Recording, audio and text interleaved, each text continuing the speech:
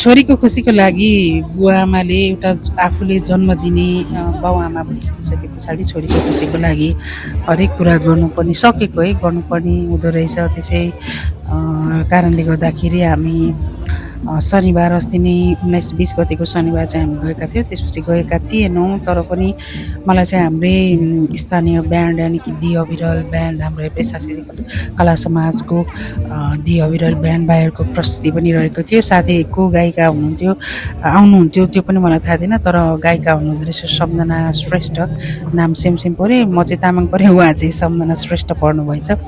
So मलाई थाहा थिएन उहाँ गायिका पनि आउँदै हुनुहुन्छ भनेर, तर पनि हाम्रो भाइहरूलाई चियरअपको लागि भए पनि नानीको खुसीको लागि भए पनि हामी गयौँ। देख्न सक्नुहुनेछ मेलाको माहौल एकदमै तातिएको छ। माहौल राम्रो लाग्यो, खुसी लाग्यो। पर्यटन के अरे प्रवर्धनको निम्ति भनेर भनिएको छ, तर पनि अब खै के भने जस्तै अब धेरै कुराहरू लम्बाइ चौडाइ कुराहरू नगरौँ। कतिपय स्टलहरू खाली देखे थियो, किनभने अब खै किन हो के खालको अब सूचना अग्रिम थिएन कि अथवा के थियो त्यो थाहा भएन।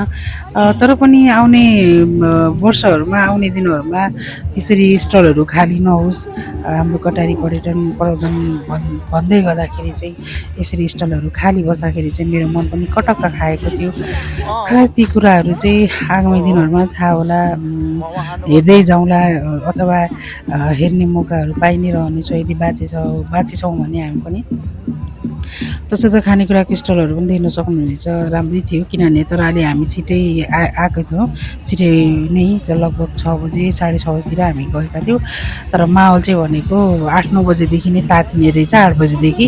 किनभने पछि धेरै हामी फर्किने बेलामा चाहिँ धेरै दर्शक महानुभावहरू आउनुभएको थियो र मेरो चाहिँ एकदम एक्साइटेड पनि थिएँ, किनभने हाम्रो ब्यान्डको भाइहरूको गाना चाहिँ गिटार बजाइरहेको मैले सुनिरहेको थिएँ। कतिखेर त्यहाँ पुगौँ भन्ने थियो, तर मेरो श्रीमानज्यूले चाहिँ जुम गरिसक्नु भएको छ र मैले स्टेजमा देखेको थिएँ। हाम्रो रवि श्रेष्ठ, त्यसै गरेर हाम्रो सागर राई, त्यसै गरेर बाबु हाम्रो नामै थाहा भएन तामाङ जेउस, मैले। अनि त्यसपछि ड्रमरमा चाहिँ हाम्रो के अरे साक्य के सरी नामै बिर्से भाइको। सो 4 जना है मैले देखेँ। हामी ढिलो भइसकेका थियौँ, हाम्रो ब्यान्डको सबै सुन्न चाहिँ पाएनौँ। तर पनि एउटा गिटारको ऱ्याङ गिटारको त्यो ट्युनले चाहिँ धुनले चाहिँ मलाई अट्र्याक्सन गरिरहेको थियो। कतिखेर पुगु भइसकेको थियो। छोरीको साथी अनि छोरीको साथीको दाजु तीनजना चाहिँ अगाडि हिँडिरहेको अवस्था छ। माहौल भर्खर तातिँदै रहेछ। हामी पनि त्यहाँ कतिखेर पुगौँ भइरहेको थियो। श्रीमानज्यूले भ्लग बनाउनु पर्छ भनेर चाहिँ श्रीमानज्यूले चाहिँ भ्लगको लागि भिडियो चाहिँ खिचिदिइरहनु भएको थियो। त्यो पनि म एक्साइटेड थिएँ। मलाई चाहिँ यो प्रायः जस्तो कि त्यो स्याड गानाहरू भन्दा नि लाउड म्युजिकहरू एकदमै मनपर्छ। किनभने डान्स गर्ने भएकोले गर्दाखेरि अब तरुनीमा नि स्याड म्युजिकहरू मन नपर्ने होइन, एकदमै लाउड एउटा क्राउडवालाको त्यो म्युजिकहरू एकदमै मनपर्छ। सो हामी लगभग नजिकै जाँदैछौँ। अब एकछिन हामी भाइहरूको गाना सुन्छौँ है त है।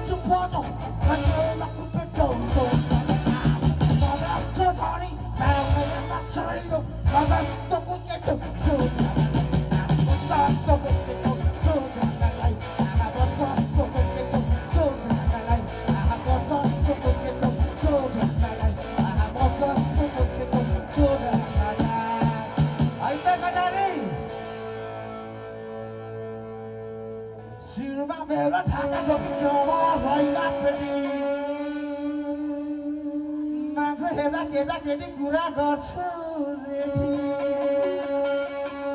आई जस्तो पाउनहरू हरेक कुरा गर्छु तिम्रो माइतीलाई भेटी होइन त ए होइन भने कटारी बजार होइन भने खेलिलो थानालाई सोध्रामालाई खेलिलो थानालाई सोध्रामालाई खेलिलो थानालाई सोध्रामालाई खेलिलो थानालाई सोध्रामालाई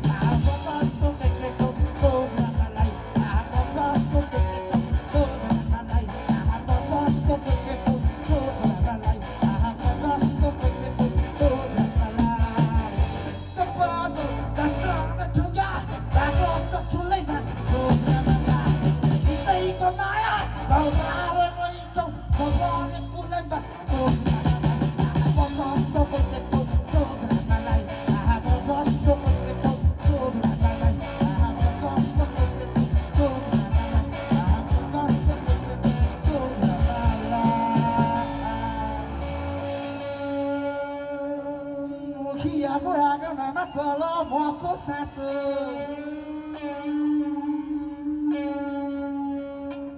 पर पुरुषोर लागे तिमीलाई के को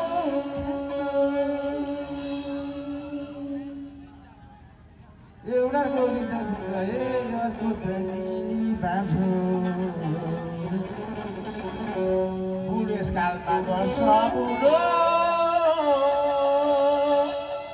तरुनीको दाजु कि कसो